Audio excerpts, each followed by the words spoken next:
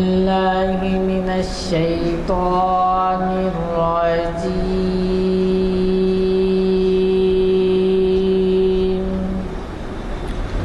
بسم الله الرحمن الرحيم.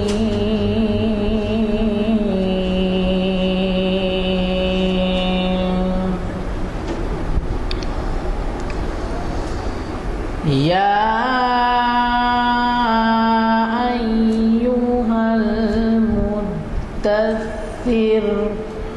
قم فأنذر وربك فكبر وثيابك فطهر والرجز فاهجر ولا تمنن تستكثر ولربك فاصبر فإذا نقر في الناقور. صدق اللہ. السلام علیکم. میں اب آپ کی خدمت میں آج کا عنوان اور مقرر صاحب کا تعارف پیش کر رہا ہوں. آپ حضرات محمد اسحاق کمال قادری صاحب سے بخوبی واقف ہیں. موضوع خود کے تجویز کردہ عنوان رشتے اور ان کے تقاضے اسلامی تناظر میں روشنی ڈال رہے ہیں. ہماری آج کی یہ محفل شریعت انفارمیشن سروس 494ویں نشست بروز پیر 3 جون 2013 عیسوی مطابق 23 رجب 1434 ہجری جامع مسجد عالیہ گن فاؤنڈری کے کانفرنس ہال میں بعد نماز عصر منعقد ہو رہی ہے. حافظ و قاری محمد عرفان احمد صاحب کی خوش الہن خیرت سے آغاز ہوا. میں محترم جناب حافظ محمد اسحاق قادری صاحب سے گزارش کرتا ہوں کہ وہ شہ نشین پر تشریف لائیں اور ہمیں اپنے خطاب سے سرفراز فرمائیں. رحمۃ اللہ وبرکاتہ. بسم اللہ الرحمن الرحیم. الحمد للہ رب العالمین الرحمن الرحیم مالک یوم الدین والصلاة والسلام علی سیدنا محمد وعلی آلہ وصحبہ اجمعین ومن تبعہم بإحسان الی یوم الدین. اما بعد. قال اللہ جل وعلا فی کتابہ المجید فأعوذ باللہ من الشیطان الرجیم. یا ایہا الذین آمنوا ادخلوا فی السلم کافہ ولا تتبعوا خطوات الشیطان انہ لکم عدو مبین. وقال النبی صلی اللہ علیہ وسلم الاسلام یعلو ولا یعلا علیہ. صدق رسولہ النبی الکریم. ہر قسم کی تعریف اللہ ہی کے لائق ہے جو تمام جہانوں کا پالن ہار ہے، جو بہت ہی مہربان نہایت رحم فرمانے والا ہے اور جو بدلے کے دن کا مالک ہے. ایسی ہستی کے درود اور سلام ہوں اس کے آخری نبی حضرت محمد مصطفیٰ صلی اللہ علیہ وسلم پر، آپ کی ازواج پر، آپ کی اولاد پر، آپ کے اصحاب پر، آپ کی صحابیات پر اور آپ کے ان تمام متبعین پر جنہوں نے آپ کی پیروی کی اور آپ کے طریق کی پیروی قیامت تک کرتے رہیں گے. حمد و صلات کے بعد آج کا جو عنوان ہے وہ حالات حاضرہ کے تناظر میں اور اسلامی تناظر میں متعین کیا گیا ہے. اس وقت کے جو حالات خاص طور سے عالم اسلام کے جو ہیں وہ ہمارے سامنے ہیں. جس طرح کی افراتفری، مشاکل، مصائب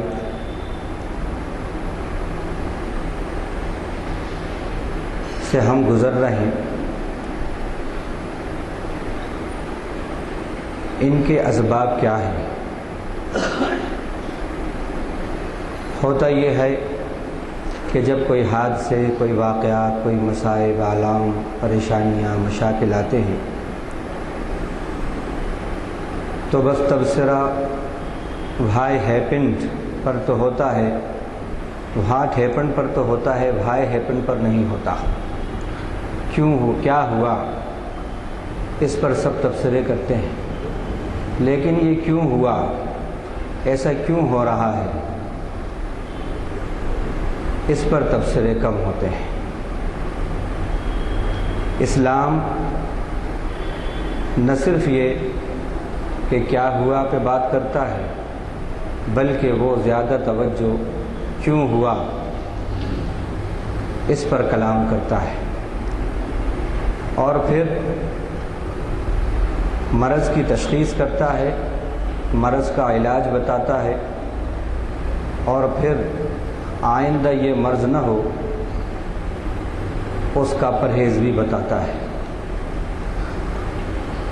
اس وقت جو کچھ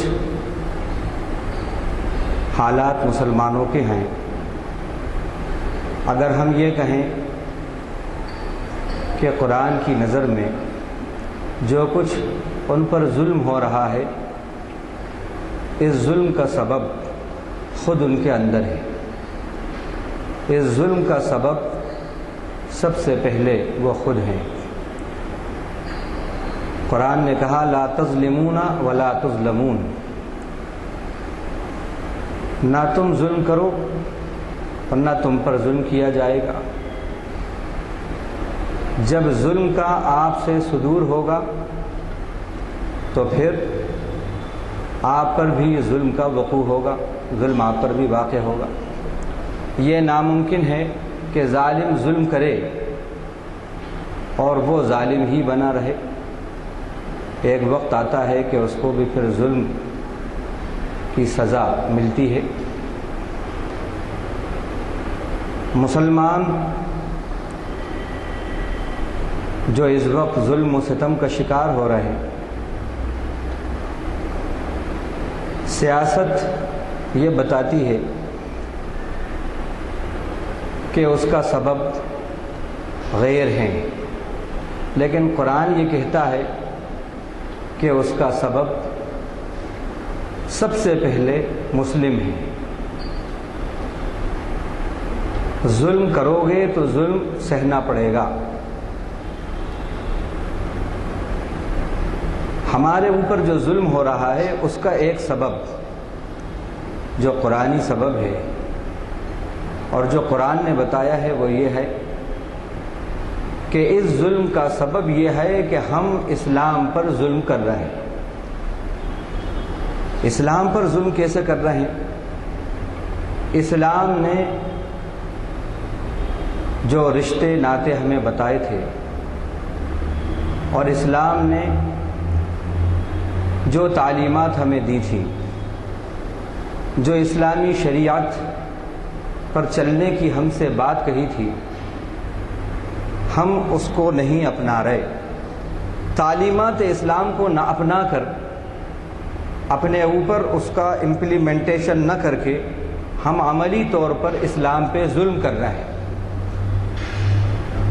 یہ جو ظلم ہو رہا ہے ہمارے سبب سے اسلام پر، اسلام کی تعلیمات کو نہ اپنا کر، شریعت اسلامیہ کو نہ اپنا کر، اسلام نے جو رشتے ناطے اور ان کے تقاضوں کو اپنانے کی بات کہی تھی اس کو نہ اپنا کر، یہ جو ظلم ہم کر رہے ہیں اسلام پر، یقیناً اسی کے سبب ہم پر ظلم ہو رہا ہے. مانے یا نہ مانے پر یہ سچ ہے. لا تظلمون ولا تظلمون، تم ظلم نہ کرو اور نہ تم پر ظلم کیا جائے گا. اسلام کی یہ تعلیمات پر جو ہم سے ظلم ہو رہا ہے، اسی کے سبب باہر سے ہم پر ظلم ہو رہا ہے۔ یعنی ہم نے اسلام کو مظلوم بنا دیا تو زمانے نے ہم کو مظلوم کر دیا۔ ضرورت اس بات کی ہے کہ اسلامی تعلیمات کو ہم اپنائیں، شریعت اسلامیہ کو ہم اپنے اندر نافذ کریں، تاکہ یہ جو اسلام مظلوم ہے ہماری زندگیوں کے اندر، ہمارے گھروں میں، اسلام کا یہ مظلوم پنا ختم ہو۔ اور اسلام کی یہ مظلومیت کا سب سے پہلا سبب خود ہم ہیں۔ جب یہ اسلام کی مظلومیت ختم ہوگی تو یقیناً پھر اسلام اپنے جلوے دکھائے گا اور زمانہ پھر متاثر ہوگا۔ اسی بات کے پیش نظر اسلام نے جن رشتوں کے ادا کرنے کے اور جن رشتوں کو نبھانے کے تقاضے ہمیں بتائے تھے، وہ تقاضے بھی ہم سے پورے نہیں ہو رہے۔ اور جب رشتوں کے تقاضے پورے نہیں ہوتے تو رشتے کمزور پڑ جاتے ہیں۔ رشتوں کے جب تقاضے پورے ہوتے ہیں تو رشتے پاورفل رہتے ہیں، اور جہاں رشتوں کے تقاضے کمزور ہو جاتے ہیں تو پھر رشتے بھی کمزور ہو جاتے ہیں، اور جب رشتے کمزور ہوتے ہیں تو پھر نفرت اور ظلم جنم لیتا ہے۔ ظلم کا ایک سب سے بڑا سبب نفرت بھی ہے۔ جہاں نفرت ہے وہیں ظلم ہے، اور جہاں ظلم ہے وہاں نفرت ہے۔ رشتوں کے تقاضے اگر پورے کیے جائیں تو نفرتیں بھی ختم ہوں اور ظلم بھی ختم ہوں، اور غریبی کا اور غربت کا مداوع بھی ہو، امیروں کا چین اور سکون اور دل کا قرار بھی بحال ہو، برادران وطن کے حقوق بھی پورے ہوں، اور اسلام کی اشاعت کا سیلاب بھی رواں دواں ہو۔ یہ ساری کی ساری چیزیں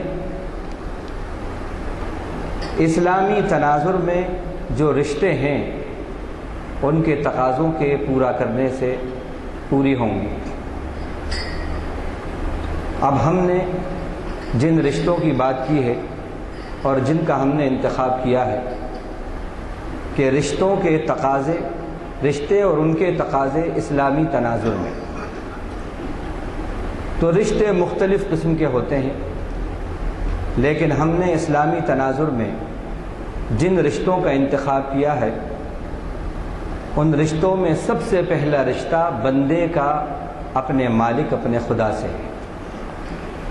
سب سے پہلا رشتہ بندہ مومن کا رب ذوالجلال سے ہے۔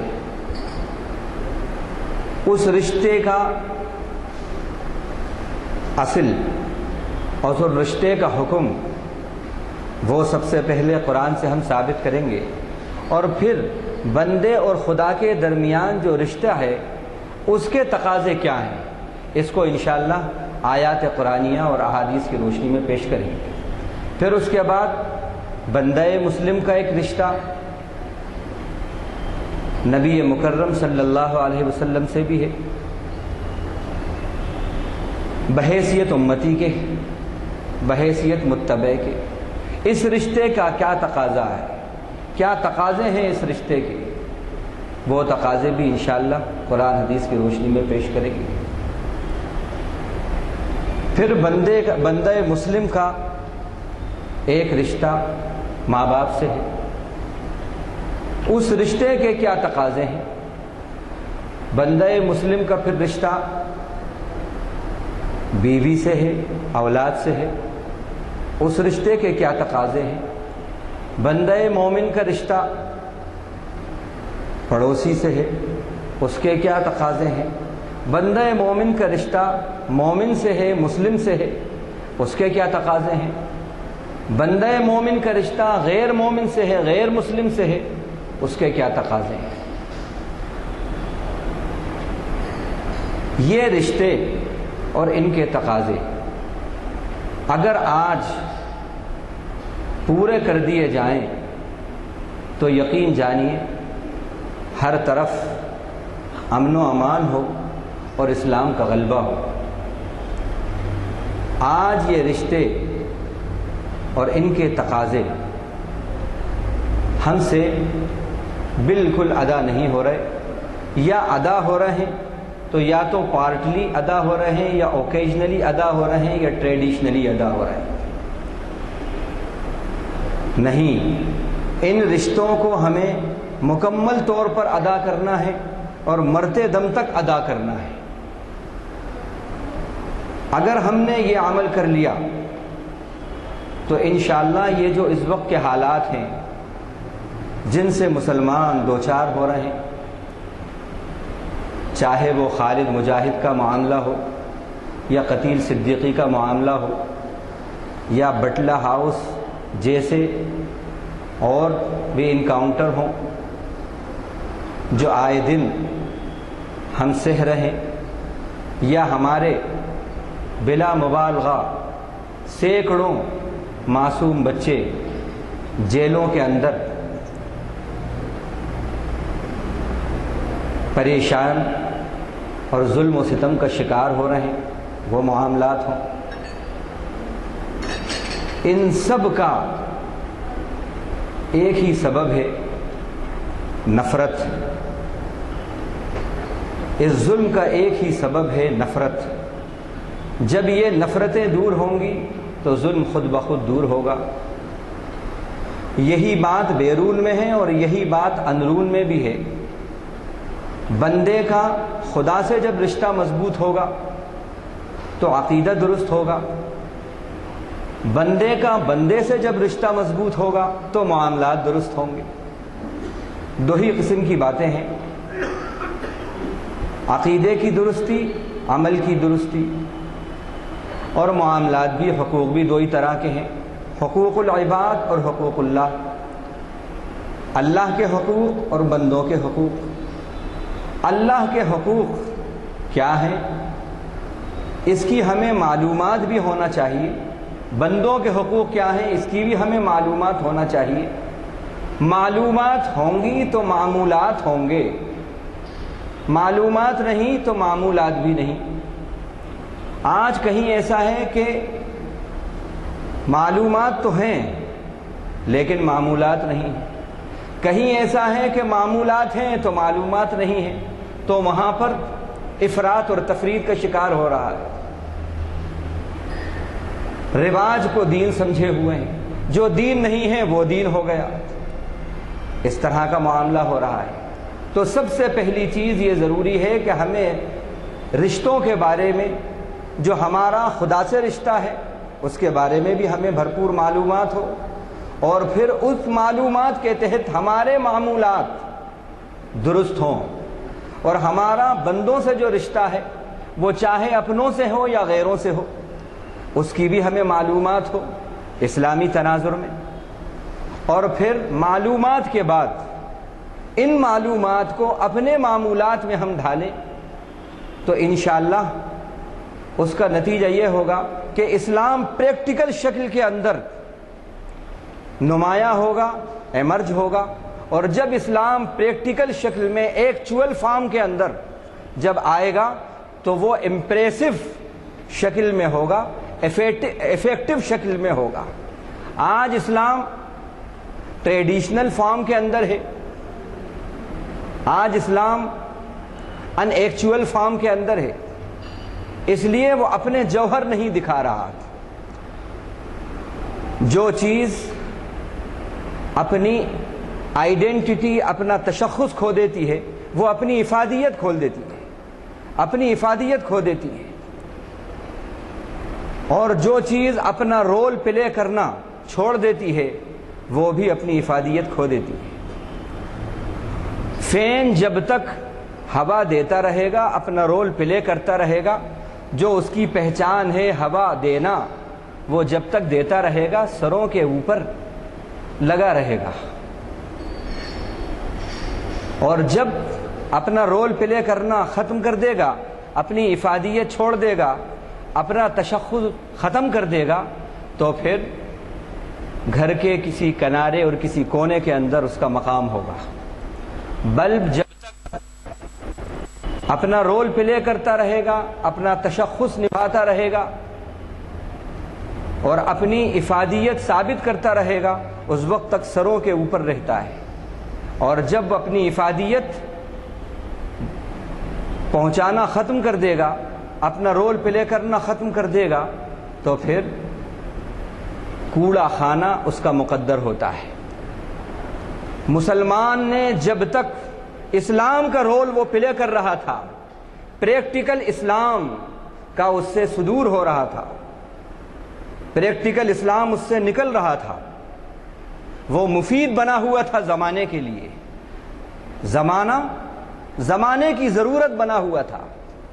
جب وہ اسلام کے رشتے، اسلام نے جو رشتے اس کے اوپر عائد کیے تھے، بحیثیت بندے اور خدا، بحیثیت بندے اور بندے کے، جب تک وہ ادا کر رہا تھا، وہ آنکھوں کا تارا بنا ہوا تھا، زمانے کے لیے مفید بنا ہوا تھا اور مؤثر بنا ہوا تھا. وہ مؤثر بنا ہوا تھا. جب سے اس نے ایز اے مسلم اپنا رول پلے کرنا چھوڑ دیا تو وہ مؤثر سے ہٹ کر متاثر ہو گیا. اور متاثر وہی چیز ہوتی ہے جو کمزور ہوتی ہے. جو طاقتور ہوتا ہے وہ مؤثر ہوتا ہے. مؤثر مانے اثر ڈالنے والا اور متاثر مانے اثر قبول کرنے والا. آفٹر 40 اور 50 بیماری بہت جلدی قریب آتی ہے. کیوں؟ اس لیے کہ جسم کے اندر جو ڈیفینس سسٹم ہوتا ہے، امیون سسٹم جو ہوتا ہے باڈی کے اندر، وہ ویک ہو جاتا ہے، وہ کمزور ہو جاتا ہے. تو پھر وہ جو بیماری کے بیکٹیریاز ہیں وہ بہت جلد اپنا اثر دکھاتے ہیں. اور یہ جسم جب کمزور ہو جاتا ہے تو پھر یہ متاثر ہونا شروع ہو جاتا ہے. اور جب تک یہ جسم طاقتور رہتا ہے یہ جسم مؤثر رہتا ہے. بالکل اسی طرح جب تک اسلام آپ کے اندر جوان رہے گا، رشتے اور ان کے تقاضے جو اسلام نے آپ پر بندے اور خدا کے حیثیت سے اور بندے اور بندے کی حیثیت سے جو عائد کیے ہیں، جب تک آپ یہ پوری کرتے رہیں گے اسلام جوان رہے گا. اور جب تک اسلام جوان رہے گا وہ مؤثر رہے گا. اور جو مؤثر ہوتا ہے وہ متاثر نہیں ہوتا. جب سے ہم نے اسلام پہ عمل کرنا چھوڑا ہم کمزور ہو گئے، اور کمزور ہوئے تو ہم متاثر ہونا شروع ہو گئے. ان باتوں کو اپنے پیش نظر رکھتے ہوئے اب آگے جو باتیں آ رہی ہیں ان کو آپ توجہ سے سنیں اور اس نیت سے سنیں کہ جو سنیں اس کو یاد رکھیں اور جتنی باتیں یاد رہ جائیں ان کو دوسروں تک پہنچانے کی کوشش کریں. اور یہ سمجھ کر سنیں کہ آپ بحیثیت ایک اسٹوڈنٹ کے کسی کلاس کے اندر آپ ایک بہت ہی اہم لیکچر کو آپ سن رہے ہیں اور پھر آپ کو اس پر امتحان دینا ہے اور پھر امتحان پر جیسے مارکس آپ آبٹین کریں گے اس پر آپ کو بہت بڑا انعام ملنا ہے. جب یہ سمجھ کر آپ سنیں گے تو پھر یاد بھی رکھیں گے اور پھر دوسروں تک بھی پہنچائیں گے. رشتے اور ان کے تقاضے. سب سے پہلے بندہ مسلم کا خدا سے رشتہ. بندہ مسلم کا خدا سے کیسا رشتہ ہے، کیوں ہے، اس کا کلو قرآن میں ہمیں ملتا ہے. اس آیت میں بلکہ کلو کیا وضاحت ہے. ان ربکم اللہ الذی خلق السماوات والارض، بے شک تمہارا پروردگار وہ ہے جس نے آسمانوں اور زمین کو پیدا کیا. معلوم ہوا ہمارا خدا سے بحیثیت عبد اور رب کا رشتہ ہے. خدا ہمارا رب ہے، ہم اس کے عبد ہیں.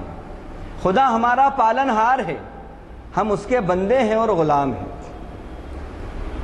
نماز میں سورۃ الفاتحہ میں پہلی آیت کیا پڑھتے ہیں؟ الحمدللہ رب العالمین. یہ بندے کا خدا سے رشتہ ہے، اس کا اظہار ہم اپنی زبان سے کرتے ہیں. لیکن بڑے افسوس کی بات ہے، رشتے کا اظہار تو ہوتا ہے لیکن اس رشتے کے تقاضے کیا ہیں یہ نہیں معلوم. یہ تو ایسا ہے، معاف کیجئے، کہ کسی نے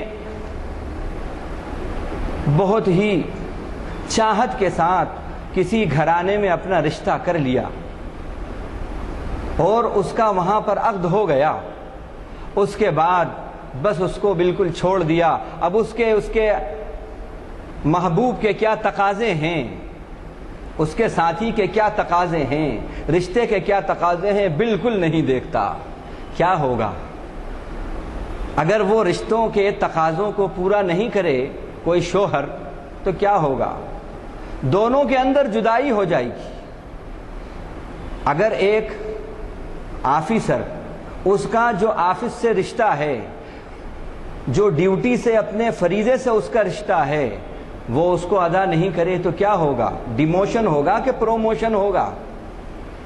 اور اگر یہی اس کا حال رہا تو اس کی سروس بھی جانے کا خطرہ ہے. تو اللہ سے ہمارا رشتہ تو ہے، ہم اس کا تقاضا اور اس کا اظہار الحمدللہ رب العالمین سے کرتے ہیں. پھر جب رکوع میں جاتے ہیں تو سبحان ربی العظیم کے الفاظ سے بھی کرتے ہیں. سجدے میں جاتے ہیں تو سبحان ربی الاعلیٰ کے الفاظ سے کرتے ہیں. اور دعائیں قنوت کے اندر تو پتہ نہیں کتنے الفاظ ہیں جو اس رشتے کو بتا رہے ہیں، لیکن ان کے تقاضے ہمیں پتہ نہیں ہیں. کیا ہیں تقاضے؟ بندے کا جو خدا سے رشتہ ہے عبد اور رب کا، اس کے کچھ تقاضے ہیں. اگر وہ تقاضے پورے ہو جائیں آج تو پھر سمجھ لیجیے آپ کہ آپ کی حیثیت غالبیت کی ہوگی اور آپ کی حیثیت خدا کی نگاہ میں محبوب کی ہو جائے گی، محبوب کی ہو جائے گی. اور اللہ کی نگاہ میں آپ کی حیثیت بہت ہی ریسپیکٹڈ بندے کی ہو جائے گی. ان اکرمکم عند اللہ اتقاکم. اب اس رشتے کے تقاضے، یا ایھا الناس اعبدوا ربکم. سب سے پہلا تقاضا یہ ہے کہ بندگی ہمارے زندگی کے اندر آ جائے. ہماری زندگی کے اندر بندگی کہاں ہے؟ صرف عبادات کی شکل میں ہے، وہ بھی ٹریڈیشنلی، پارٹلی، اوکیجنلی ہے. بس اشارے ہم کر رہے ہیں، وقت کم ہے، آپ سب سمجھدار ہیں، انٹلیکچوئلس ہیں، سب سمجھ رہے ہیں. تو یہ رشتے کا جو تقاضا ہے عبد اور رب کا، یہ بندگی کی شکل کے اندر ظاہر ہونا چاہیے اور فل فلیجڈ فارم کے اندر ظاہر ہونا چاہیے. کیوں؟ اس لیے کہ ہمارا جو ہمارے رب سے رشتہ ہے وہ برابر اپنے انعامات بغیر کسی ایک لمحے کی تاخیر کے برابر کیے جا رہا ہے. 24 گھنٹے میں کوئی لمحہ بھی ایسا نہیں آتا، پوری زندگی میں کوئی ایک لمحہ بھی ایسا نہیں آتا جب آکسیجن کی سپلائی ہمارے لیے رک جائے، یا سردی اور گرمی کا جو اس کی طرف سے ٹیمپریچر کا جو سسٹم اور ریشو ہے وہ رک جائے، یا زمین کا توازن کا جو معاملہ ہے وہ رک جائے. برابر رب کے جب ہم انعامات لے رہے ہیں فلی، تو پھر یہ بندگی کا اظہار پارٹلی، اوکیجنلی، ٹریڈیشنلی کیوں ہے؟ ہونا تو یہ چاہیے کہ رمضان میں بندگی کرتے ہو تو رمضان میں ہی آکسیجن لو، جمعے کو کرتے ہو تو جمعے کے دن ہی لو، شب برات اور شب معراج اور شب قدر میں کرتے ہو تو صرف اسی وقت لو. لینے میں مرتے دم تک، ہر پل. لیکن اس رشتے کو نبھانے کے اندر اس طرح کا معاملہ ہو، یہ وفاداری نہیں ہے۔ اسی بات کو سورہ کافرون میں بھی کہا، قل یا ایھا الکافرون لا اعبد ما تعبدون، بار بار ریپیٹیشن ہوا ہے، غور کریں آپ۔ کیا مطلب ہے؟ مطلب یہ ہے کہ بندگی اتنے فل فارم کے اندر، فل فلیج فارم کے اندر آپ کے اوپر ہو کہ آپ کافروں کے اندر بھی رہیں تو آپ ان میں بھی متاثر نہ ہوں، مؤثر ہوں، اس پوزیشن میں ہوں کہ آپ وہاں پر احساس کمتری اور انفیریٹی کمپلیکس میں مبتلا نہ ہوں، بلکہ وہاں بھی برملا اپنی بندگی کا اظہار کریں۔ اسی طرح اس بندگی کا، اس رشتے کا تقاضا ہے انیبوا الی ربکم واسلموا لہ، اپنے رب کی طرف متوجہ ہو۔ ہم سب کی طرف تو متوجہ ہوتے ہیں لیکن رب کی طرف متوجہ نہیں ہوتے، اور ہوتے بھی ہیں تو وقتی طور پر نہیں۔ اپنے رب کی طرف توجہ، ہر وقت اپنے رب کی طرف متوجہ ہمیں ہونا چاہیے۔ اللہ تعالیٰ نے فرمایا قرآن مجید کے اندر انہی لوگوں کے لیے نشانیاں ہیں، لِكُلِّ عَبْدٍ مُنِيبٍ، جو متوجہ ہونے والا میرا بندہ ہے وہی قرآن سے غذا حاصل کرے گا۔ تو اس رشتے کا ایک تقاضا یہ ہے، بندے کا جو خدا سے رشتہ ہے اس کا ایک تقاضا یہ ہے انابت اللہ ہمارے اندر آئے، ہمارے اندر آئے۔ وَأَسْلِمُوا، اور پھر سرنڈر ہو جاؤ، ٹوٹل سبمیشن، ڈیووشن، یہ بھی اس رشتے کا تقاضا ہے۔ ابھی یہ رشتے ہم سے نہیں نباہ ہو رہے۔ اسی رشتے کا ایک تقاضا ہے وَقَضَىٰ رَبُّكَ أَلَّا تَعْبُدُوا إِلَّا إِيَّاهُ، بندگی ہو تو صرف اسی کی ہو، بندگی کے اندر شرک نہ ہو، ملاوٹ والی بندگی نہ ہو۔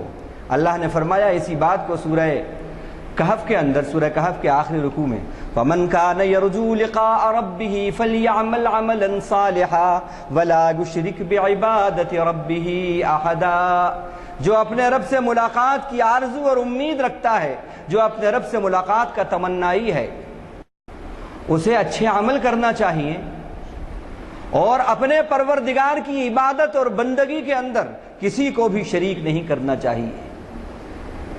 اس رشتے کا تقاضا یہ ہے کہ عبادت کے اندر نہ زندوں کو نہ مردوں کو کسی کو شامل کرو۔ ادعونی استجب لکم، اسی رشتے کا تقاضا یہ ہے کہ مانگو تو اپنے رب سے مانگو، جس کی مانو اسی سے مانگو، اسی کو مانو اسی سے مانگو، یہ اس رشتے کا تقاضا ہے۔ ادعونی استجب لکم، اسی رشتے کا تقاضا ہے کہ اس رب سے یقین کے ساتھ مانگو۔ ادعوا اللہ وانتم موقنون، حدیث میں آتا ہے ایسے دعا کرو اللہ سے کہ تمہیں یقین ہو کہ وہ دے گا، تمہیں یقین ہو کہ وہ سنے گا، یہ یقین ہو۔ اور پھر دنیا والے تو مانگنے سے ناراض ہوتے ہیں، حدیث میں آتا ہے ان اللہ یغضب، اللہ تعالیٰ اس بندے پر غضبناک ہوتے ہیں، غصہ کرتے ہیں، علی من لا یدعو، جو اس سے نہیں مانگتا۔ یہ کیسا شان والا رب ہے، کیسی شان والا رب ہے۔ اور پھر ایسی اس کی شان، ایسی شان کہ ما عندکم ینفد وما عند اللہ باق، تمہارے پاس جو کچھ ختم ہو جائے گا اس کے پاس جو کچھ ختم نہیں ہوگا۔ پھر ایسی شان والا، ایسی عطا والا، وَإِن مِّن شَيْءٍ إِلَّا عِندَنَا خَزَائِنُ، ہمارے پاس چیزیں نہیں، چیزوں کے خزانے ہیں۔ پھر ایسی شان والا کہ لہو مقالید السماوات والارض، آسمان و زمین کے خزانوں کی چابیاں اس کے پاس ہیں، ایسی شان والا۔ پھر ایسی شان والا کہ ان تعدوا نعمت اللہ لا تحصوها آتاکم من کل ما سألتموہ، جو کچھ تم نے مانگا سب کچھ اس نے تم کو دیا، اگر تم اس کی نعمتوں کو کاؤنٹ کرنا چاہو گے تو کاؤنٹ نہیں کر سکتے۔ جو مانگنے سے خوش ہوتا ہے، اس سے ہم نہیں مانگتے۔ بندگی کا تقاضا یہ ہے، اس رشتے کا بندہ مومن کا جو خدا سے رشتہ ہے اس کا تقاضا یہ ہے متوجہ اسی کی طرف ہوں۔ ہمارے اندر تسلیم، جسے کہتے ہیں کہ سر خم تسلیم کرنے کا مزاج، اس کے حکم کے آگے جھک جانے کا مزاج، یہ ہمارے اندر پیدا ہو، مانگنے کا مزاج ہمارے اندر پیدا ہو، یہ سب اس رشتے کے تقاضے ہیں۔ پھر اس رشتے کا تقاضا ہے قل من رب السماوات والارض قل اللہ قل افاتخذتم من دونه اولیاء لا يملكون لانفسهم نفعا ولا ضرا۔ ان سے کہیے، یعنی ان سے پوچھئے کون ہے آسمانوں اور زمین کا پروردگار، کون ہے، اور پھر کہیے ان سے کہ وہ اللہ ہے۔ جب اللہ ہے تو پھر تم نے اس کے سوا کیوں ایسوں کو اپنا حمایتی بنا لیا ہے جو اپنی ذات کے نہ نفع کے مالک ہیں نہ نقصان کے مالک ہیں؟ معلوم یہ ہوا اس رشتے کا تقاضا ہے کہ ربوبیت کا تصور بھی بھرپور رب کے اندر ہونا چاہیے، اور الوہیت کا بھی بھرپور تصور رب کے لیے ہونا چاہیے۔ ربوبیت کیا ہے؟ کہ وہی ہمارا پالن ہار ہے، اور زندگی گزارنے کے لیے جو بھی لائف سپورٹ سسٹم ہیں، جو ضروریات زندگی ہیں، وہ سب اس نے یہاں پر اویل کر دی ہیں، پرووائڈ کر دی ہیں ہمارے لیے وہ تمام چیزیں۔ یہ سب کی سب رب ذوالجلال کی ہستی سے وابستہ کرنا یہ ربوبیت ہے، اور ربوبیت کا تقاضا یہ ہے کہ پھر الوہیت بھی ہم اسی میں مانیں، یعنی بندگی بھی اسی رب کی ہو جس کے ہاتھ میں ساری کائنات کا نظام ہے، جو یدبر الامر من السماء الی الارض ہے، آسمان سے لے کر زمین تک، زمین سے لے کے آسمان تک سارے کاموں کا مینجمنٹ اور ارینجمنٹ جو کر رہا ہے، اسی ہستی کو سزاوار ہے کہ وہی الہ واحد ہو۔ تو ربوبیت اور الوہیت اس کا بھی بھرپور تصور رب ذوالجلال میں ہو، اور ان دونوں کا تقاضا یہ ہے کہ پھر توکل بھی رب ذوالجلال پر ہو، یقینات ہمارے درست ہوں۔ اسی بات کو کہا وَعَلَى اللَّهِ فَلْيَتَوَكَّلِ الْمُؤْمِنُونَ وَعَلَى اللَّهِ فَلْيَتَوَكَّلِ الْمُتَوَكِّلُونَ۔ اللہ ہی پر مومنوں کو بھروسہ رکھنا چاہیے، اللہ ہی پر مومنوں کو یقین رکھنا چاہیے۔ مَن يَتَوَكَّلْ عَلَى اللَّهِ فَهُوَ حَسْبُهُ، اللہ پر جس نے بھروسہ کیا اللہ اس کے لیے کافی ہو گئے۔ تو یہ تقاضا ہے۔ اسی طرح رب المشرق والمغرب لا الہ الا هو فاتخذہ وکیلا، اسی رشتے کا یہ تقاضا بھی ہے کہ اپنا وکیل، اپنا کفیل، اپنا حاجت روا بھی اسی کو سمجھو، اپنے مقدمے سب سے پہلے اس کے حضور میں اس کے حوالے کرو،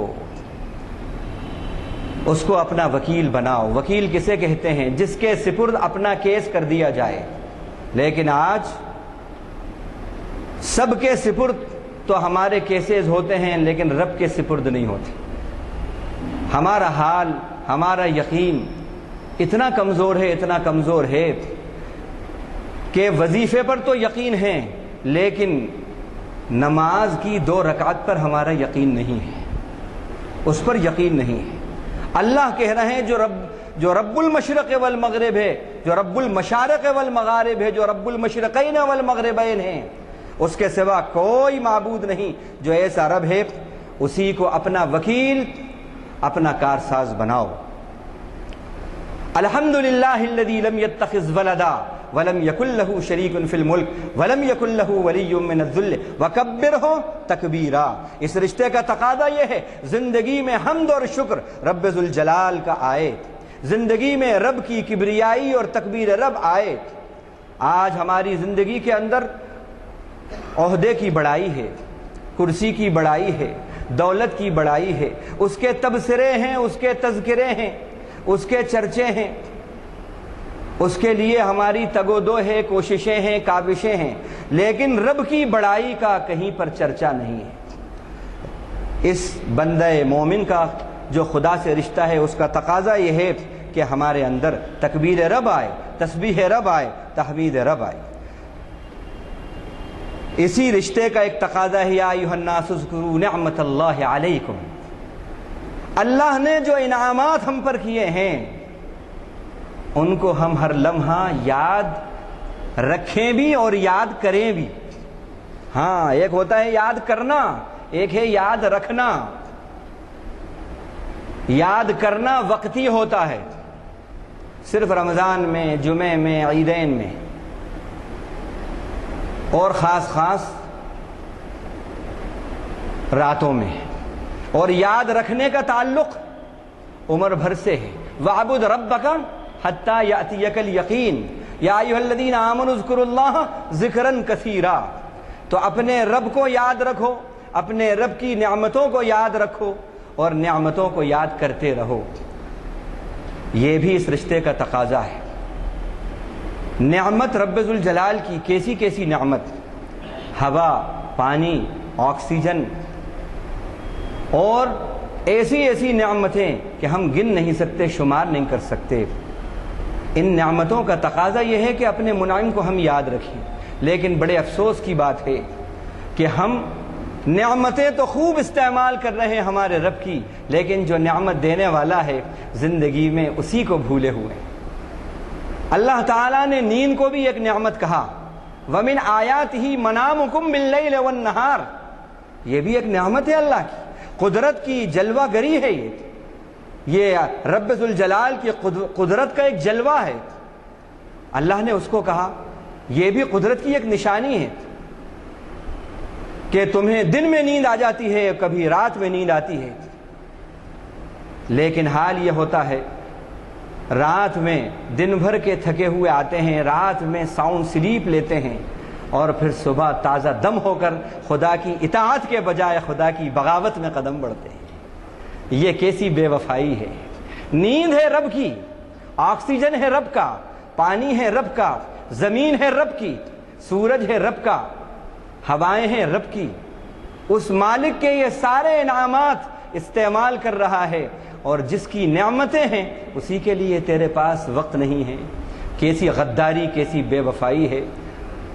یہ تو ان کا کرم ہے، ان کی شان حلیمی، شان رحیمی ہے کہ وہ گرفت نہیں کر رہے ہماری اس غداری اور بے وفائی پر، وگرنہ ہونا یہ چاہیے کہ وَلَوْ يُؤَاخِذُ اللَّهُ النَّاسَ بِظُلْمِهِمْ مَا تَرَكَ عَلَيْهَا مِن دَابَّةٍ، اللہ اگر لوگوں کے ظلم پر اور لوگوں کی بے وفائی اور شرک اور غداری پر اگر گرفت کرنے پہ آ جائیں تو ایک نہیں بچے۔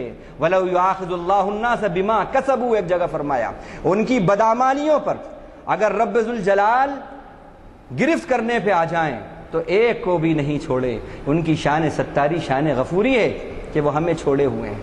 تو اس رشتے کا، بندے سے جو خدا کا رشتہ ہے، بندہ مسلم کا جو اپنے رب سے رشتہ ہے، اس کا یہ بھی تقاضا ہے کہ شکر رب ہماری زندگی میں آئے۔ شکر رب صرف اس کا نام نہیں ہے جزاک اللہ، الحمدللہ، اسی کا نام نہیں ہے، شکرن للہ نہیں۔ شکر نام ہے رب کی دی ہوئی نعمتوں کو رب کی مرضی کے مطابق استعمال کرنے کا، اس کا نام شکر ہے۔ آنکھ رب کی نعمت، رب کہاں چاہتے ہیں وہاں استعمال کرو۔ ہاتھ، پیر، دل، دماغ، اللہ کی دی ہوئی نعمتیں، رب کی مرضی کہاں ہے ان صلاحیتوں کے استعمال کرنے کی، سب سے پہلے پریفرنس وہاں پر دو۔ دولت اللہ کی نعمت، رب کہاں چاہتے ہیں وہاں استعمال کرو۔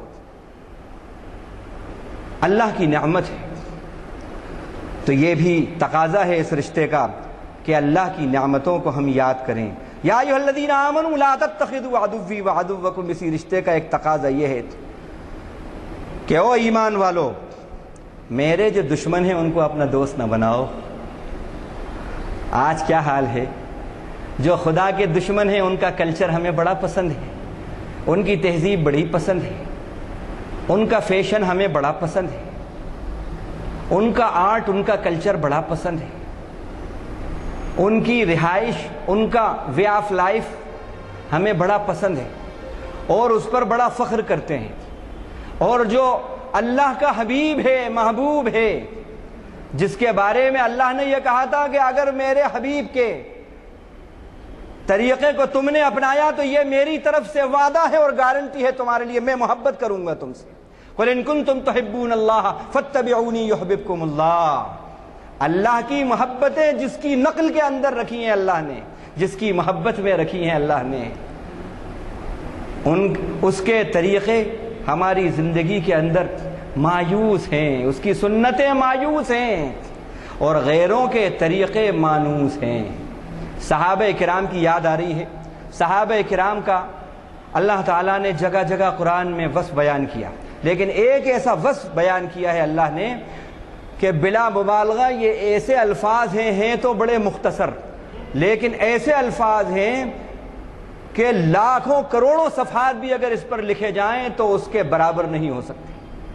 اللہ نے صحابہ کرام کی جو صفات بتائیں ان میں ایک صفت یہ بتائی کہ الیوم یئس الذین کفروا من دینکم فلا تخشوہم واخشون، یہ آخری آیت ہے جو اتری ہے، الیوم اکملت لکم دینکم واتممت علیکم نعمتی ورضیت لکم الاسلام دینا، آخری آیت جو اتری ہے۔ اکثر مفسرین کا یہ کہنا ہے کہ آج کا دن وہ دن ہے کہ کافر تمہارے دین سے مایوس ہو گئے۔ غور کرنے کی بات ہے، کافروں کی تو یہی صفت ہے کہ وہ دینداری سے مایوس ہوتے ہیں، مسلمانوں کی مسلمانی سے تو مایوسی رہتے ہیں وہ ہر وقت۔ قرآن نے فیصلہ کر دیا، اب ان کی مایوسی کے وجہ سے اگر آپ دین کو چھوڑیں گے، کیا آپ دین کو چھوڑ دیں گے؟ کیا آپ اسلام کو چھوڑ دیں گے؟ قرآن نے فیصلہ کر دیا کہ کافروں کو تو دین سے اور دینداری سے اور دینداروں سے مایوسی ہوتی ہے۔ ایک بات تو یہ ہے، دوسری بات اس میں بہت اہم ہے جو سب صحابہ کی صفت بتائی کہ آج کا دن وہ دن ہے کہ کافر اے اصحاب رسول تمہارے دین سے کافر مایوس ہو گئے ہیں۔ کیا مطلب؟ غور کرنے کی بات ہے۔ مطلب یہ ہے کہ وہ مایوس ہو گئے کہ عمر اب تو فاروق بن گیا ہے، اب یہ دوبارہ شرک میں نہیں آ سکتا، یہ مطلب ہے اس کا۔ انہوں نے شراب چھوڑ دی، اب مایوس ہو گئے وہ کہ اب یہ محرمات کو ہاتھ نہیں لگا سکتے، اب یہ مسلمان ہو گیا، کل تک یہ زانی تھا لیکن اب اسلام لانے کے بعد اب ادھر پلٹ کے نہیں آ سکتا۔ یہ ہے ان کا مایوس ہونا، یہ ہے کفر کا دین سے مایوس ہونا۔ یہ صحابہ کی کیا صفت ہے کہ مسلمان ہونے کے بعد اب یہ پھر ہماری طرف شرک کی طرف، کفر کی طرف، بدکاری کی طرف، جھوٹ کی طرف، غیبت کی طرف، دغل فصل کی طرف، بندوں کے حق تلفیوں کی طرف نہیں آ سکتے، نہیں آ سکتے۔ مایوس ہو گئے وہ۔ تو صحابہ کا مزاج یہ تھا کہ ان کی زندگی کے اندر دین اور اسلام ان سے مانوس تھا اور کفر ان سے مایوس تھا۔ آج ہمارا حال کیا ہے کہ کفر اور کفریہ باتیں ہم سے مانوس ہیں اور دین ہم سے مایوس ہے، اسلام ہم سے مایوس ہے۔ خوشی کا گھر ہے، شادی کی پارٹی ہے، سب مانوس ہیں، سب مانوس ہیں۔ کفر بڑا مانوس ہے لیکن اسلام بڑا مایوس ہے، نبی کی سنتیں بڑی مایوس ہیں۔ آج یہ حال ہے نہیں ہے۔ جب تک ہم سے کفر مایوس اور دین مانوس نہ ہوگا اس وقت تک ہمارا رب سے یہ رشتہ طاقتور نہیں ہوگا۔ اس رشتے کا یہ تقاضا ہے کہ ہم اللہ کے جو دشمن ہیں ہم ان سے دوستی قائم نہ کریں۔ اب کیا مطلب؟ یعنی اس معاملے میں اللہ کے دشمن کہ وہ رب ذوالجلال کی زمین پہ شرک اور کفر کے پرچارک بنے ہوئے ہیں، ہم اس میں ان کا تعاون نہ کریں، ان کا ساتھ نہ دیں۔ اسی رشتے کا یہ بھی تقاضا ہے۔ اسی رشتے کا ایک تقاضا یہ ہے کہ رب ذوالجلال سے محبت بھی خوب ہو اور خوف بھی خوب ہو اور شوق بھی خوب ہو۔ والذین آمنوا اشد حبا للہ۔ اللہ تعالیٰ نے مومنوں کی جو صفات بتائی ہے یہ سب اللہ سے بندے کے جو رشتے ہیں اسی کے تقاضے بتا رہا ہوں کہ بندہ مومن کی شان یہ ہے کہ وہ سب سے زیادہ اللہ سے محبت کرتا ہے۔ اور دوسری جگہ اللہ تعالیٰ نے فرمایا مومنوں کی شان الذین یبلغون رسالات اللہ ویخشونہ ولا یخشون احدا الا اللہ وکفی باللہ حسیبا۔ وہ لوگ جو اللہ کے پیغامات کو پھیلاتے ہیں، پہنچاتے ہیں، وہ اللہ ہی سے ڈرتے ہیں اور اللہ کے سوا کسی سے نہیں ڈرتے۔ دو باتیں ہو گئیں، محبت بھی اسی سے اور ڈر بھی اسی کا۔ یہ تقاضا ہے اس رشتے کا، یہ تقاضا ہے اس رشتے کا، اسی رشتے کا یہ تقاضا بھی ہے۔ وَاتَّبِعُوا أَحْسَنَ مَا أُنزِلَ إِلَيْكُم مِّن رَّبِّكُمْ وَلَا تَتَّبِعُوا مِن دُونِهِ أَوْلِيَاءَ۔ یہ بھی تقاضا ہے کہ اللہ تعالیٰ نے جو شریعت اتاری ہے، جو کتاب اتاری ہے ہمارے اوپر، ہم اس کتاب کو بہترین طور پر فالو کریں۔ یہ نہیں کہا اقرؤوا احسن ما انزل الیکم من ربکم، جو تمہارے اوپر اتاری کتاب بہترین سین شین قاف صاد ضاد درست کر کے قرات کرو اس کی، یہ نہیں کہا، بلکہ یہ کہا کہ اتبعوا احسن ما انزل الیکم من ربکم، تمہارے رب کی طرف سے جو شریعت جو کتاب اتاری گئی ہے اس کے فالوور بنو، یہ نہیں کہا ریڈر بنو۔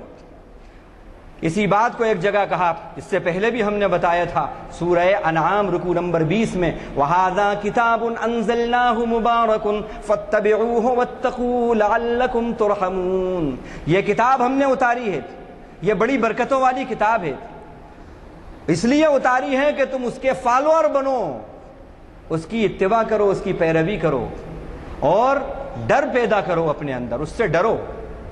سچی اتباع وہی ہے جو تقوی پیدا کر دے، سچی قرآن کی اتباع وہی ہے جو خوف خدا پیدا کر دے، اور جو قرآن کی اتباع خوف خدا پیدا نہ کرے وہ صرف لفاظی ہے، وہ حقیقت نہیں ہے، وہ حقیقت نہیں۔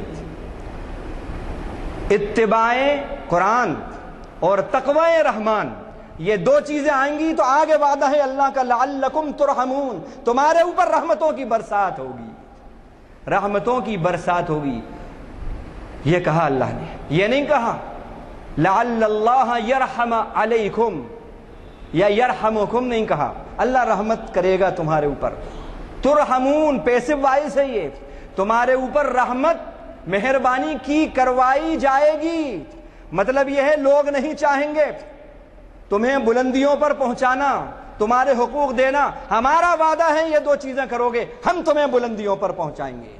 یہ لعلکم ترحمون میں یہ بات آتی ہے، یہ تقاضا ہے، اسی کا یہ تقاضا ہے۔ اللہ کے نبی کی دعا یاد آ رہی ہے، اللہ کے نبی اپنی دعا میں مانگتے تھے اللہم انی اسألک حبک وحب من یحبک والعمل الذی یقربنی الی حبک۔ اے اللہ میں آپ سے آپ کی محبت مانگتا ہوں، اور اے اللہ ان لوگوں کی محبت مانگتا ہوں جو آپ سے محبت کریں، اور اے اللہ ایسا عمل مانگتا ہوں جو آپ کی محبت کے قریب کر دے، آپ کی محبت کے قریب۔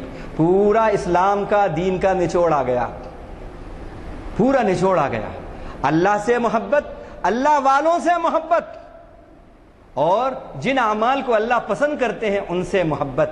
یہ اس رشتے کا تقاضا ہے، اس رشتے کا تقاضا ہے۔ یا ایھا الذین آمنوا استجیبوا للہ وللرسول اذا دعاکم لما یحییکم۔ اے ایمان والوں، جب اللہ رسول تم کو بلائیں، تمہیں پکاریں، تمہیں بلائیں، تو تم ان کی پکار پر لبیک کہو۔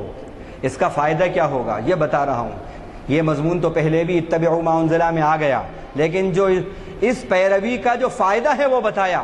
اذا دعاکم لما یحییکم، تمہیں زندگی مل جائے گی۔ تو کیا یہ مردہ لوگوں سے ایڈریس کر رہے ہیں اللہ تعالیٰ؟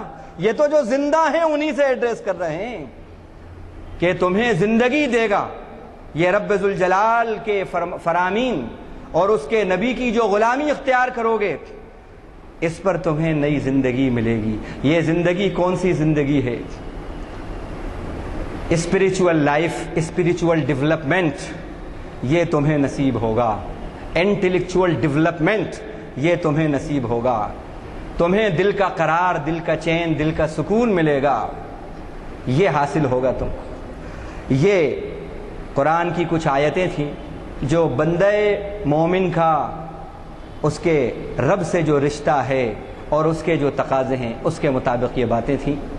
اب وقت بہت کم بچا ہے، باتیں ابھی اور ہیں، رشتہ رسول کے تقاضے ہیں اب، اور پھر رشتہ رسول، سب سے پہلے رسول سے رشتہ، پھر اس کے تقاضے، پھر ماں باپ سے رشتہ، ان کے تقاضے، پھر اس کے بعد بیوی سے رشتہ، اس کے تقاضے، اولاد سے رشتہ، اس کے تقاضے، اور پھر اس کے بعد پڑوسیوں سے رشتہ اس کے تقاضے، غیر مسلموں سے رشتہ اس کے تقاضے ہیں، لیکن وقت ایسا لگتا ہے کہ اجازت نہیں دیتا کہ ہم ان سب کو مکمل کریں، تو یہ مضمون شاید قسط وار آگے بڑھے گا، اپنی منزلیں طے کرے گا۔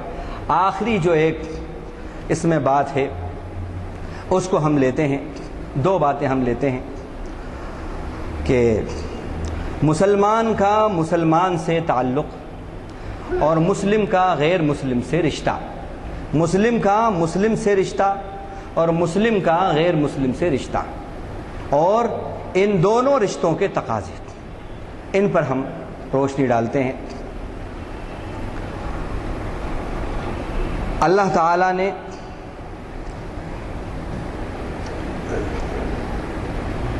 احسنوا ان اللہ یحب المحسنین کہا، انما المؤمنون اخوہ فاصلحوا بین اخویکم کہا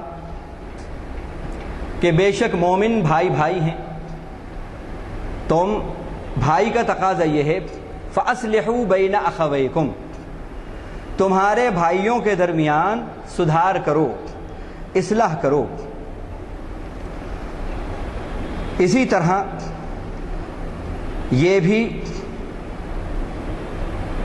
بندہ مومن کا مومن سے، ایک مسلم کا مسلم سے یہ بھی رشتہ ہے کہ وہ اچھا پڑوس اس کا نبھائے، اچھا پڑوسی ثابت ہو۔ آج ہم یہ دیکھتے ہیں کہ پڑوس کے اندر 5-5 10-10 سال ہو گئے، لیکن ایسا معلوم ہوتا ہے کہ جیسے بالکل گونگوں کی طرح رہتے ہیں، اجنبیوں کی طرح رہتے ہیں، جان پہچانی نہیں ہے۔ ایسے بھی کچھ لوگوں کو دیکھا۔ بخاری اور مسلم کی حدیث ہے کہ ما زال جبریل یوصینی بالجار حتی ظننت انہ سیورثہ، برابر جبریل مجھے پڑوسی کے ساتھ حسن سلوک کی تلقین کرتے رہے، یہاں تک کہ میں نے یہ گمان کر لیا کہ کہیں وہ جائیداد میں وارث نہ بنا دیں۔ اور اسی طرح مومن کا کے اوپر جو رشتہ ہے اس کا یہ تقاضا ہے کہ وہ اس کو ایذا نہ پہنچائے۔ المسلم من سلم المسلمون من لسانہ و یدہ، ایک مسلمان دوسرے مسلمان کی زبان اور ہاتھ کی تکالیف سے محفوظ رہے، یہ ایک مسلم کا مسلم کے ساتھ رشتہ اور اس کا تقاضا ہے۔ رشتہ کیا ہے؟ بھائی ہے، انما المؤمنون اخوہ، دینی بھائی ہے۔ اس کا تقاضا یہ ہے کہ تمہاری زبان اور تمہارا ہاتھ یہ دونوں اس کو تکالیف نہ پہنچائیں۔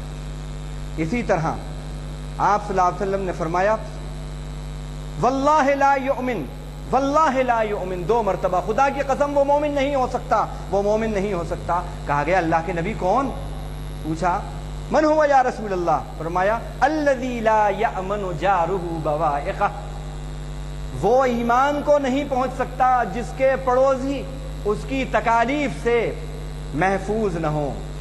یہ نہیں کہا کہ مسلم پڑوسی ہے یا غیر مسلم پڑوسی اس کے شر سے محفوظ نہ ہو، اگر وہ مسلم ہے تو پھر تو ڈبل اس آپ کے اوپر ذمہ داری عائد ہو جاتی ہے۔ آج ہم یہ دیکھتے ہیں پڑوسی کے گھر کے سامنے کچرا ڈال رہا ہے، پڑوسی کو تکلیف دے رہا ہے، پڑوسی کو ایذا پہنچا رہا ہے، ہوٹنگ کر رہا ہے،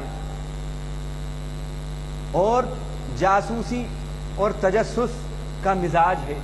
نہیں، پڑوسی نے پڑوسی کے گھر پہ کہ کچھ زمین پہ ناجائز قبضہ کر لیا ہے، اگر اس کے پاس پڑوسی کا کوئی پلاٹ تھا اور وہ بیچارہ 10 سال سے باہر ہے، تو معلوم ہوا کہ اس نے 200 گز کا لیا تھا تو 150 گز کا ہو گیا، یہ بھی ہے۔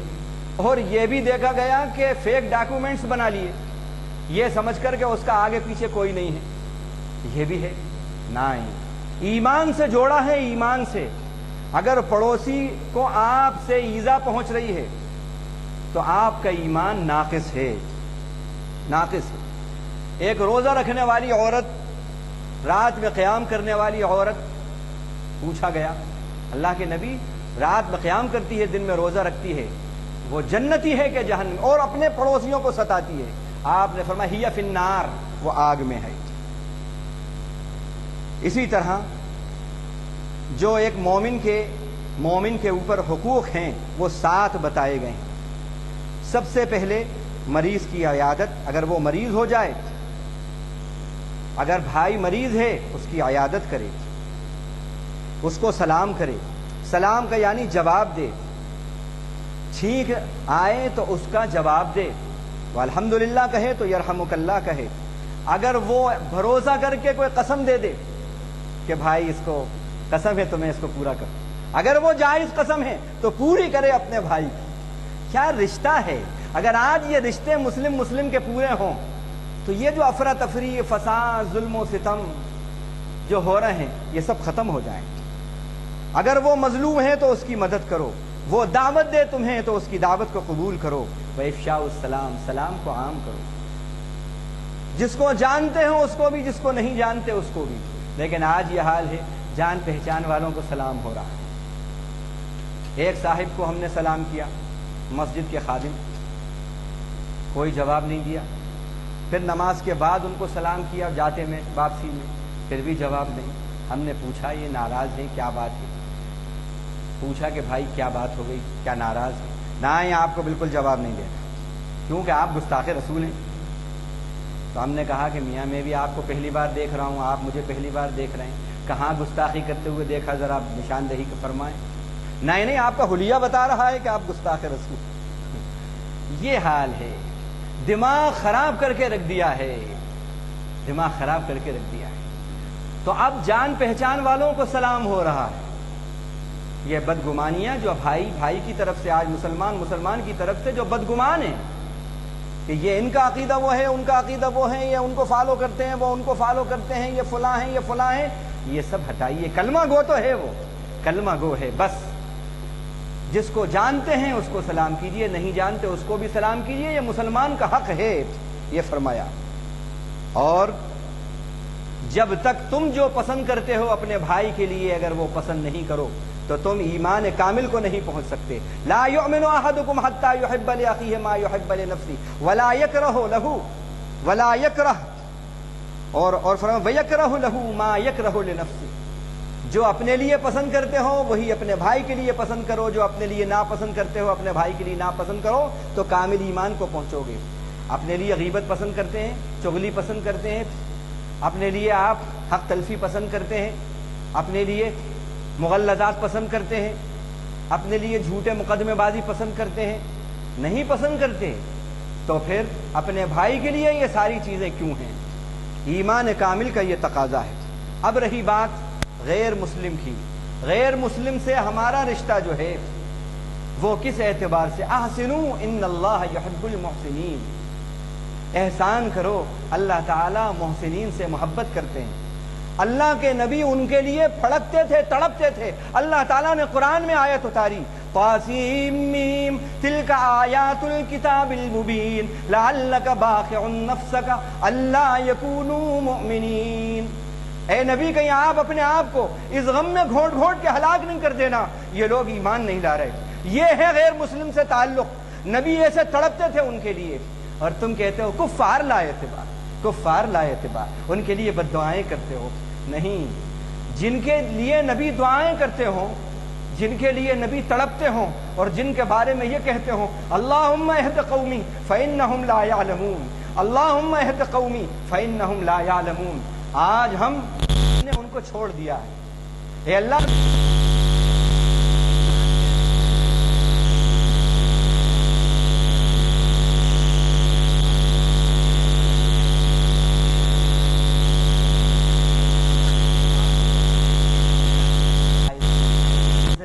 إليك الذكر لتبين للناس ما نزل إليهم ولعلهم يتفكرون۔ ہم نے آپ کی طرف ایک کتاب اتاری ہے، إليك الذكر لتبين للناس، تاکہ آپ سارے لوگوں کو آگاہ کر دیں۔ للمسلمین نہیں کہا، سارے لوگوں کے لیے کھول کھول کر بتا دیں، وعدہ کر دیں اس کے پیغام کو۔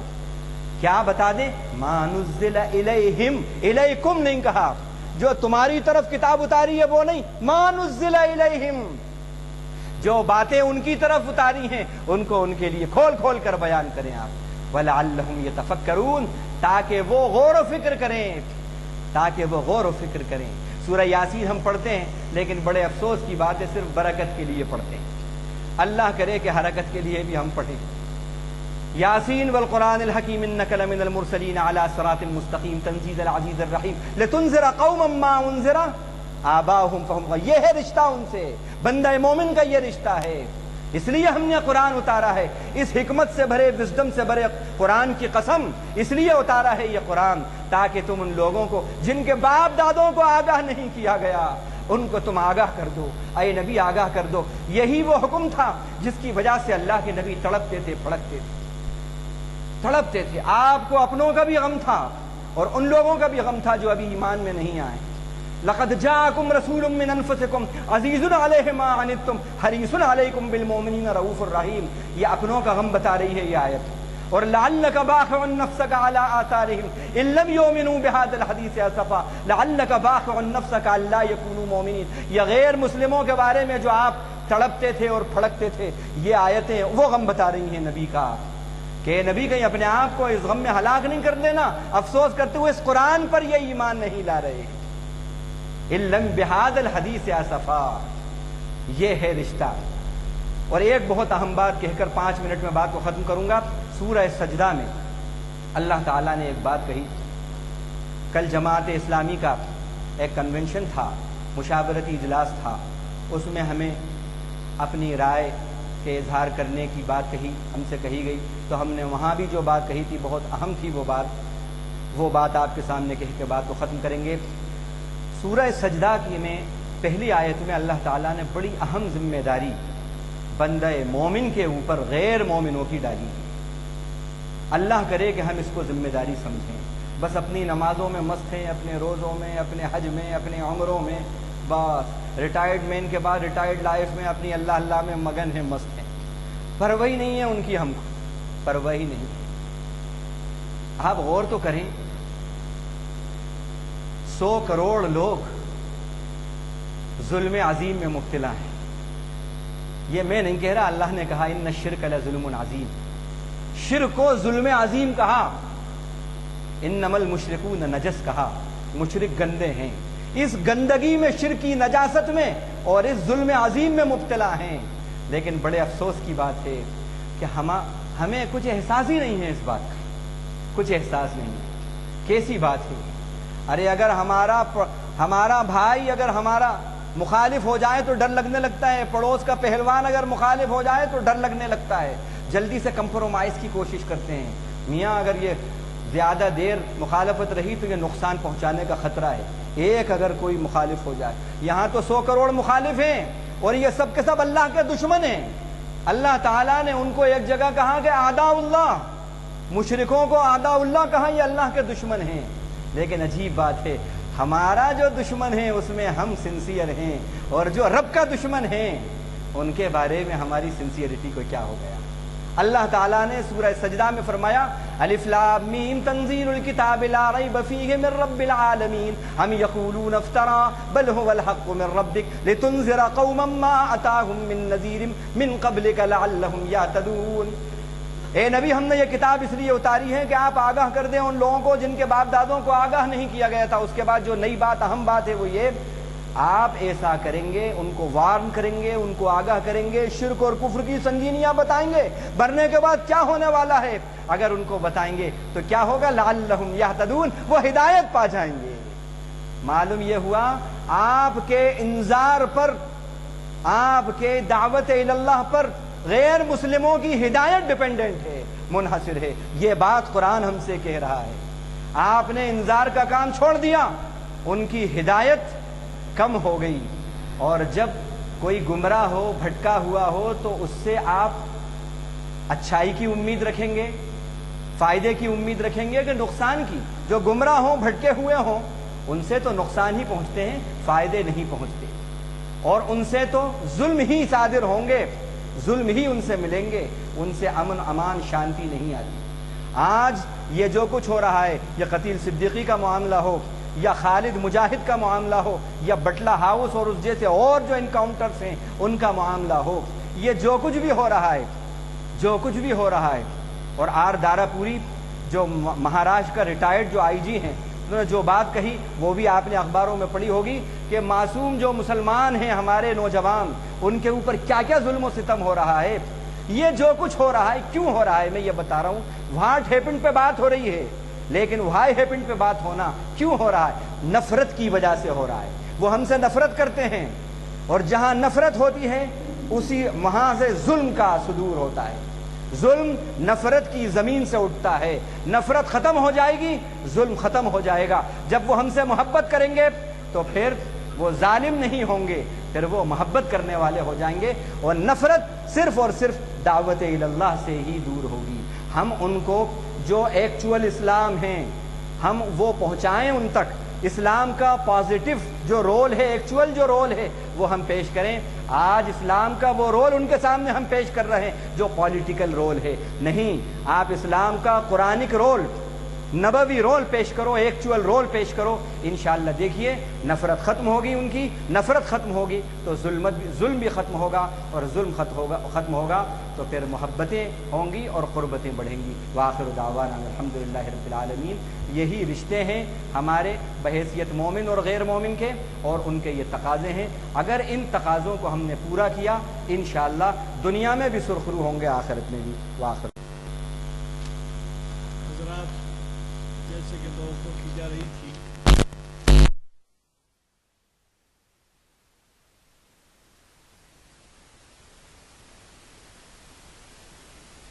شروع ہوا تھا، اور آج یہ انفارمیشن سروس کا 494واں لیکچر. میں نے اس سے پہلے بھی آپ کو بتایا تھا کہ ہر سال تقریباً 45 لیکچر ہوتے ہیں، کیونکہ ماہ رمضان میں لیکچر نہیں ہوتے، اور کبھی کبھار عید برات آ جاتی ہے، کوئی تہوار آتا ہے یا کوئی ناگہانی بات ہوتی ہے. تو اللہ کا فضل ہے کہ مولانا نے جن تقاریر کا اہتمام کیا تھا، جو آغاز کیا تھا، وہ آج تک برابر جاری و ساری. آپ نے پرمخ کتاب سنا، اور جیسے کہ ہم ہمیشہ سے کرتے آئے ہیں مخیر صاحب پر عنوان چھوڑ دیں. اس کی وجہ یہ ہے کہ حالات حاضرہ کے تناظر میں وہ عنوان دیتے ہیں. اب آپ کو اندازہ ہوا ہوگا کہ آج کا یہ عنوان کس قدر اہم ہے. اور پھر یہ نہیں کہ ہم رسماً بیٹھے ہیں اور سن رہے ہیں نشستن و گفتن و برخاستن، بلکہ اس سے ہمیں بہت سے سبق ملتے ہیں، اور اللہ سے دعا کیجیے کہ ہمیں اس پر عمل کرنے کی کوشش. اور دوسری بات یہ ہے کہ اس سے پہلے بھی میں اعلان کیا تھا، آسان اردو کے نام سے ایک اسکالر محمد انور الدین صاحب نے ایک کتاب ترتیب دی ہے. یہ کتاب 120 روپے کی صرف 60 روپے میں ہے، یہ آپ لے کے جا سکتے ہیں. دوسری ایک کتاب پچھلے 1 مہینے قبل کچھ یادیں کچھ باتیں کے نام سے انجمن ترقی اردو کی طرف سے شائع ہوئی تھی، جس کی میری تالیف ہے. تصنیف و تالیف کا فرق ہوتا ہے، تالیف ہے یہ، تصنیف نہیں ہے.